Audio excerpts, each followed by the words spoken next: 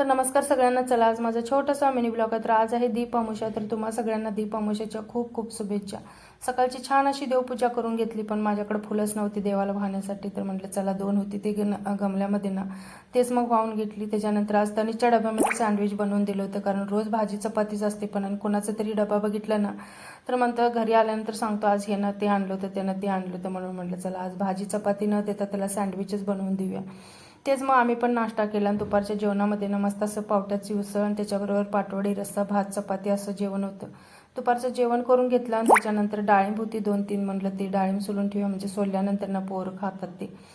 नंतर सगळं काम आवरल्यानंतर ना मार्केटमध्ये जायचं होतं, कारण संध्याकाळी ना दीप अमावस्याची पूजा करायची होती दिव्यांची, त्यामुळे फुलं वगैरे नव्हती. म्हटलं चला ती फुलं वगैरे घ्यायची, येताना थोडंसं भाजी फ्रूट वगैरे सगळं घेऊन आले. घरी आल्यानंतर ना दिवं पण बनवायचे होते, ते दिवं बनवून घेतले. त्याच्यानंतर मग देवाऱ्यावरची पूजा सगळी करून घेतली. नंतर मग इथे तुळशीला पण एक मस्त असा अगरबत्ती वाहून छान असं दिवा ओवाळून घेतला. त्याच्यानंतर मग दरवाजाच्या समोर पण एक मस्त मोठासा एक दिवा बनवला होता, ते पण एक तनिषला ठेवायला लावलं. असं काहीतरी पोरांना बघितलं ना तर छान वाटतं ते करायला.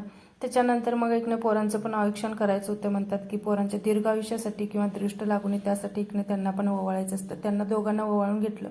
तर कसा वाटला मिनी ब्लॉग? आवडला असेल तर चॅनलला लाईक, शेअर आणि सबस्क्राईब करायला विसरू नका.